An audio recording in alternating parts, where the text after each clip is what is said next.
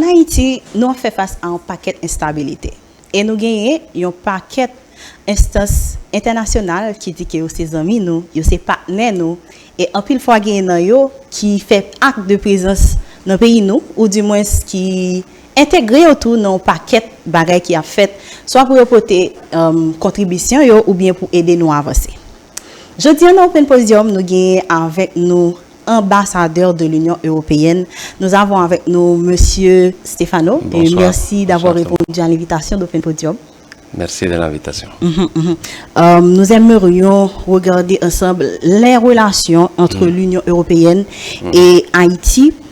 Nous aimerions comprendre un peu plus les dynamismes de l'Union européenne face à Haïti.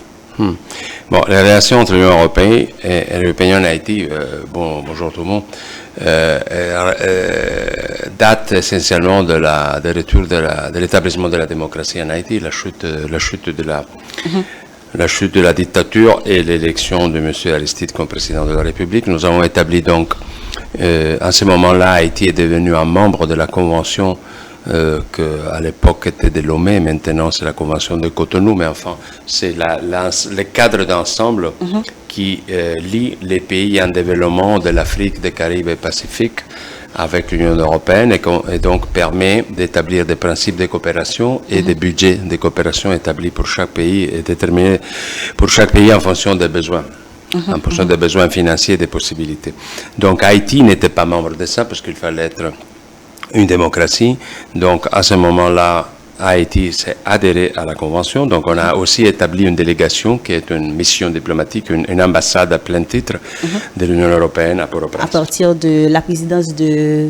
Oui, alors je pense que la signature était un peu plus tard. Je pense qu'il y a eu des négociations, c'était je pense en 96 qu'on a signé. Mais disons, les facteurs qui permet qu'on établisse une coopération avec Haïti et l'établissement d'une démocratie et donc les années 90. 90 avec le président Aristide, oui, on peut dire. À partir d'Aristide, on commence à avoir une relation avec Haïti. C'est une relation essentiellement de coopération au développement dans le sens que Haïti est un pays dans un processus de développement et donc on a aidé plusieurs aspects de développement haïtien au niveau des infrastructures, construction des routes, au niveau du développement et de la connaissance des droits de l'homme, des droits humains, c'est très important, droits des hommes, la femme, la prévention de la violence, des aspects donc de mettre un peu à jour la population haïtienne avec leurs droits au niveau international. Ce qui n'est pas clair parce qu'Haïti, c'est un pays quand même qui avait vécu un peu isolé du reste du monde à cause de la dictature, justement, le fait que les droits humains n'étaient pas établis ici, il n'y avait pas une démocratie. Quelles sont vraiment les coopérations entre Haïti et l'Union européenne actuellement? Actuellement. Non, actuellement, donc, depuis les années 90, excusez-moi, je parle un peu à la belge de temps en temps. Les années 90, on a eu donc plus ou moins 1 milliard de financements d'euros. Il y a eu une accélération après le tremblement de terre de 2010. Là, il y a eu un effort accru. En ce moment, nous vivons avec dans un cadre budgétaire de 7 ans en 7 ans. Donc, en ce moment, on est dans le cadre 2021-2027, dans lequel nous avons autour de 150 millions pour Haïti. Et alors, je peux vous dire que les priorités opérationnelles, alors les priorités sont établies, d'accord, entre le gouvernement et l'Union européenne. Entre Haïti et l'Union européenne. Donc, disons, dans l'idéal, on voit quelle est, dans les programmes de politique publique, quelles sont les politiques publiques dans lesquelles nous pouvons apporter une valeur ajoutée par des apportations additionnelles, mais on établit ces priorités avec le gouvernement. En ce moment, les priorités que nous avons avec Haïti, nous connaissons bien que la situation politique des dernières années n'a pas été de plus facile, ni du point de vue de la stabilité, ni du point de vue de la légitimité. Donc, c'est une situation un peu exceptionnelle, mais quand même, nos plans sont pluriannuels. Donc, on a établi ces plans avant le 21 et on a continué sur ces priorités. La consolidation des infrastructures et concrètement l'infrastructure la plus importante, on bâtit des ponts à l'intérieur du pays, dans plusieurs zones rurales. Par exemple, Ah, je n'ai pas en tête le nom des localités, parce que c'est trop. Okay. C'est des localités où malheureusement je n'ai pas pu voyager, donc je ne les ai pas intériorisées. Je ne peux pas vous dire. Yeah. Mais il y en a un certain nombre de ponts, je vois des projets dans certains ponts, dans certaines parties du pays qui consistent à ça. Mais surtout, le plus important, c'est la construction de la route de Port-au-Prince au Cap-Haïtien, la route nationale. C'est l'Union européenne qui l'a bâtie. Okay, et donc, nous l'avons construite jusqu'à la population, à Saint-Raphaël. Donc, la route est déjà là. Il nous manque les 40 derniers kilomètres dont on a conclu le contrat maintenant. Donc, on va, dans les 2 années à venir, on va compléter une route asphaltée qui arrivera jusqu'au cap de la capitale. Donc, c'est une réalisation importante qui a pris quelques années. Et donc, ça, au niveau infrastructure, on a aussi un projet Urbaïti qui vient et qui rentre dans son étape finale et qui s'est déployé surtout au sud du pays pour l'assainissement des villes, la réorganisation et l'assainissement des villes du sud. C'est pourquoi le sud, même si on est au nord, on parle du sud. Exactement. Parce que le sud a été pris comme priorité parce que c'est un programme qui était né pour consolider la reconstruction et contribuer à la reconstruction de Port-au-Prince avec les tremblements de terre, mais après, il a été reconverti et transféré vers le sud après les tremblements de terre de 14 août 2021. Okay. Donc là, moi je viens du sud la semaine passée, Caille, Jérémy, Beaumont, dans plusieurs municipalités, on a beaucoup de construction. On a bâti, on a réordonné, on a établi des règlements municipaux de développement urbain qui n'existaient pas, ils ont été approuvés. Et on a les réalisations plus importantes, je dirais, au-delà de l'appui aux mairies, c'est la construction du marché de Jérémy. Et ça enchaîne avec la construction de plusieurs écoles dans le cadre de notre programme qui est un programme d'éducation pour les écoles qui avaient été détruites dans les tremblements de terre. Donc on a disait infrastructure, assainissement urbain, développement de l'agriculture, relance de la production agricole. Donc la situation en Haïti, nous le savons, c'est que l'agriculture haïtienne a beaucoup souffert de l'ouverture commerciale que ce pays a à un moment donné endossé. Donc les paysans haïtiens ils sont en grande difficulté au niveau de la production et au niveau de la compétitivité. Il est presque impossible d'être compétitif avec des prix compétitifs en Haïti à cause des difficultés structurelles. Donc ce n'est pas le potentiel qui manque, ce n'est pas la bonne terre, ce n'est pas l'extension agricole. Puis la gouvernance consiste à appuyer l'État haïtien dans son organisation administrative et dans la gestion de son budget. Okay. Donc c'est pour ça qu'on vient de donner une contribution budgétaire de 17 millions d'euros. On peut dire que l'Union européenne contribue économiquement contre l'insécurité. Au-delà des projets que j'ai mentionnés, j'ai commencé à mentionner, nous venons de débourser 17 millions d'euros en contribution budgétaire au pays. C'est la seule contribution étrangère au budget haïtien. Nous sommes les seuls que nous mettons de l'argent physiquement dans le budget haïtien. Pourquoi on fait ça? Parce que les finances d'État sont très fragiles. Sont très fragiles non pas au niveau de mauvaise gestion, parce qu'en fait, la gestion macroéconomique de la Banque centrale et du ministère de l'économie et des finances sont suivies de très près. Nous avons des techniciens qui sont dans ces institutions qui suivent de très près, ils fournissent de l'assistance technique et qu'ils suivent très bien en liaison aussi avec la Banque mondiale et les fonds monétaires qui ont conclu aussi des accords avec Haïti. Donc nous sommes en liaison avec les trois et donc nous avons un bon suivi des finances.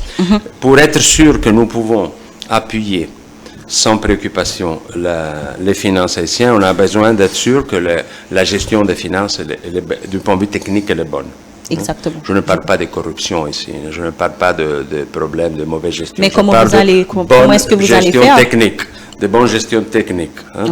Donc la bonne gestion technique, ça veut dire qu'il y a effectivement un personnel qui est prêt au ministère de l'économie, à la Banque centrale, on a travaillé avec eux pendant des années, on les a entraînés, mais aussi on a travaillé avec eux en coopération. Donc maintenant on a senti la confiance suffisante pour reprendre l'appui budgétaire qui avait été suspendu à l'époque de l'assassinat du président Jovenel Moïse, parce qu'en ce moment, il n'y avait pas les conditions politiques qui permettaient d'une certaine clarté sur l'utilisation des fonds.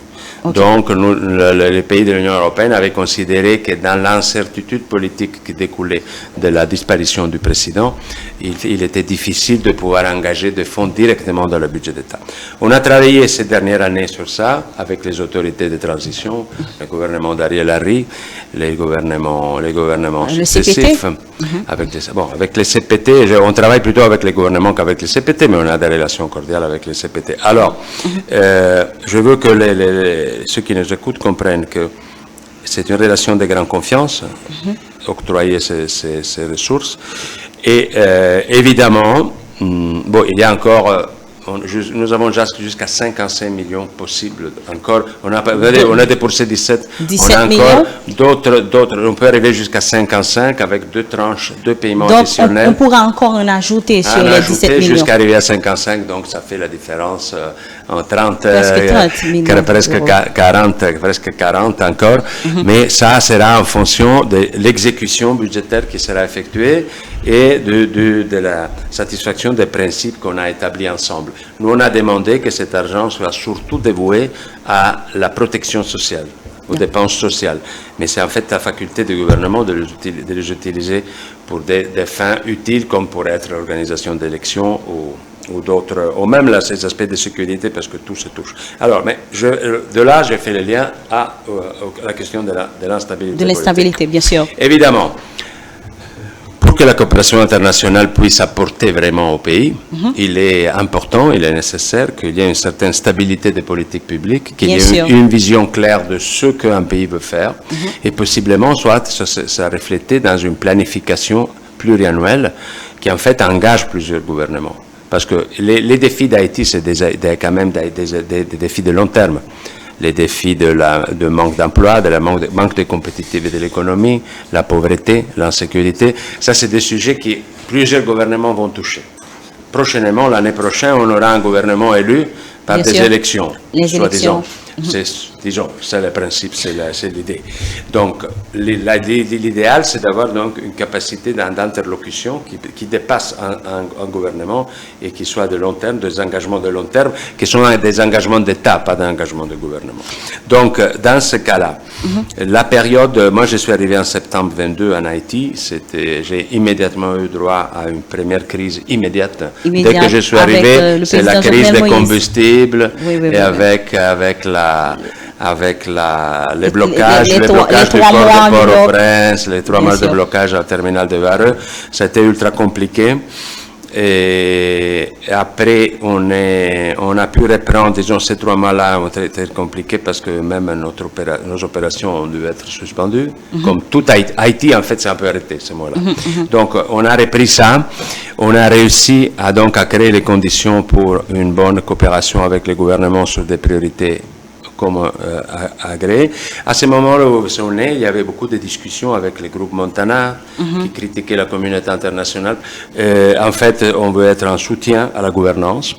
Alors, un soutien à la gouvernance, ça veut dire, et ça je disais aux gens de Montana à l'époque, que même si l'analyse de Montana pouvait être correcte du point de vue analytique, parce que eux, ils disaient, les gouvernements d'Haïti ne peuvent pas fonctionner parce qu'ils sont bâtis sur un niveau de corruption et de mauvaise gouvernance qui sont structurels. Et donc, soit on dégage ça d'abord, soit l'État va reproduire, par les successives élections, va reproduire la même situation d'instabilité. Donc, les nouveaux qui seront élus seront aussi instables et avec les mêmes caractéristiques des autres.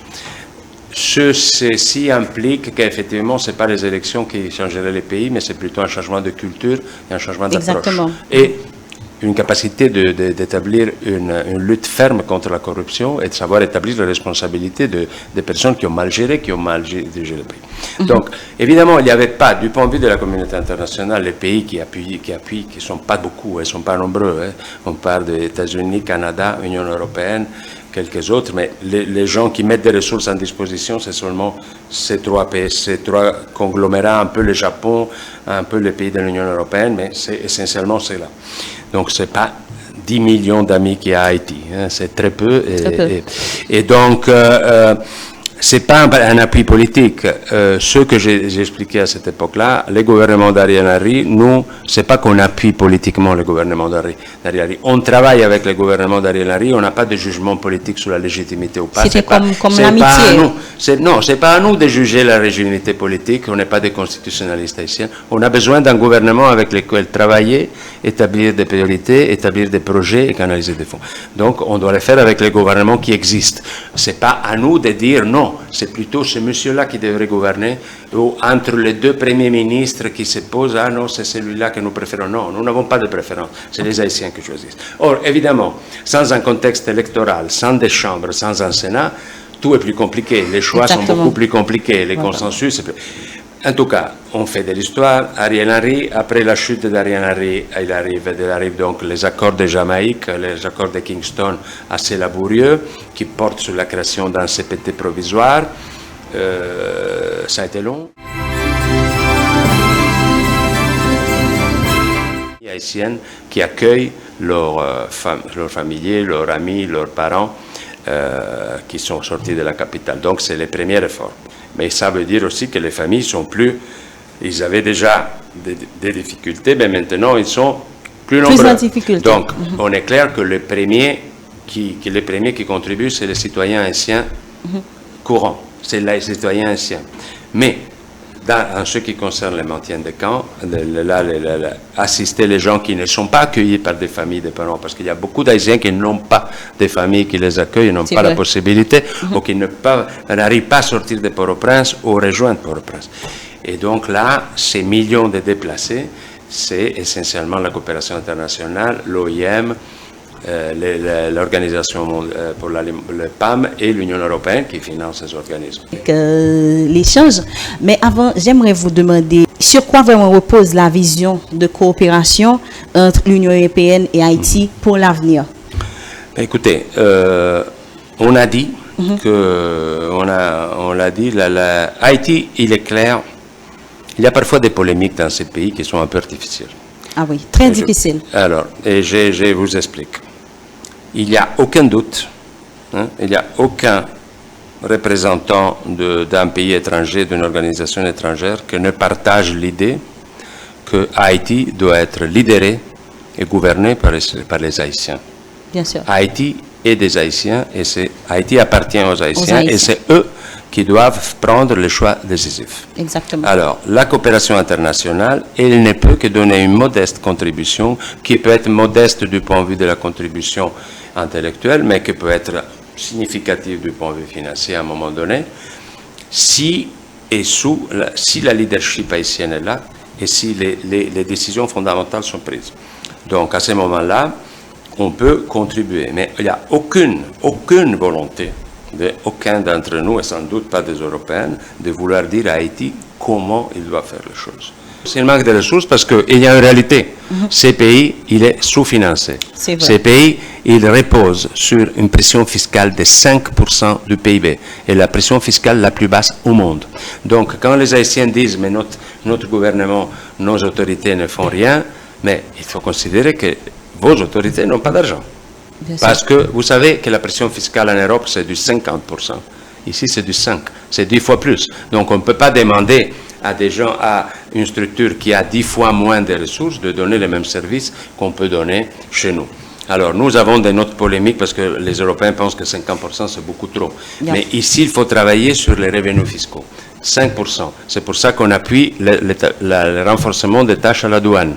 C'est parce que ce pays a besoin de taxer son commerce extérieur, a besoin que ceux qui passent par la frontière avec la Dominicaine payent ses impôts, parce que l'État haïtien a besoin de ces ressources. Donc on donne de l'appui là. On a appuyé l'amélioration de la gestion de la douane maritime à Port-au-Prince. Et depuis 2022, vous savez que les recettes douanières ont augmenté.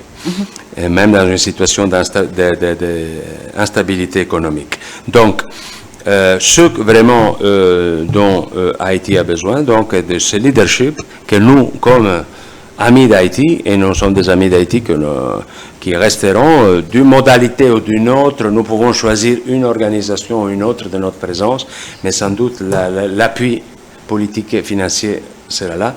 On veut vraiment suivre le leadership haïtien, et pour ça, On a vraiment besoin d'un gouvernement qui finalement soit élu par des élections Exactement. et qui représente la volonté des citoyens haïtiens.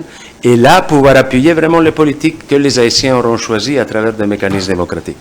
Ces périodes de transition que j'ai vécues avec mes 3 ans au pays, on était un peu compliqués du fait que finalement ces gouvernements, ils étaient légitimes dans le sens qu'ils étaient les gouvernements nommés, mais ils avaient une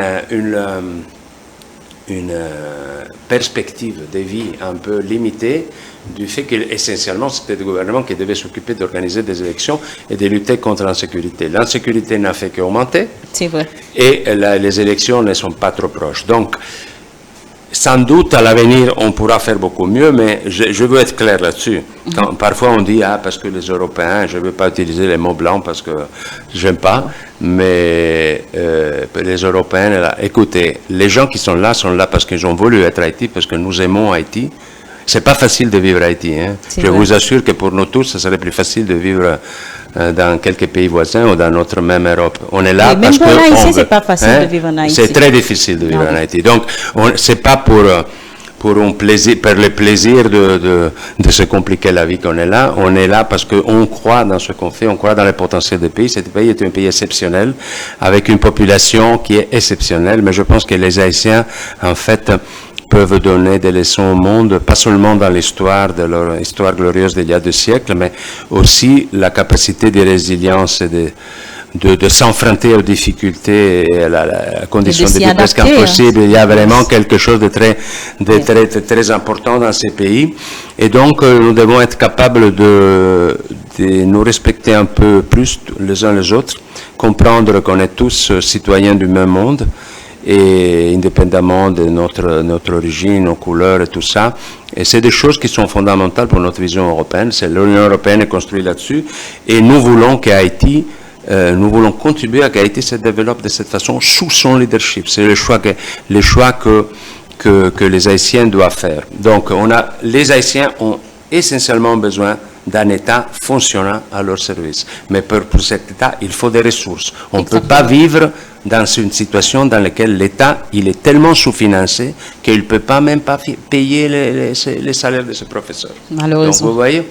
Et donc là, la moindre des choses. On peut contribuer avec des ressources financières. On le fait. On vient de donner de l'argent à Haïti, mais c'est vraiment des choix fondamentaux. Alors, quand ces choix seront pris, sera beaucoup plus facile de mettre en mouvement des aides importantes, des amis qui resteront, et l'Union européenne sans doute sera là. Vraiment, merci Monsieur Stéphano. Chers amis téléspectateurs, téléspectatrices d'Open Podium, aujourd'hui nous avons eu avec nous l'ambassadeur de l'Union européenne, Monsieur Stéphano Gatto. Et pour nous-mêmes dans Open Podium, rendez-vous à la prochaine fois pour une autre plus belle émission. À la prochaine tout le monde.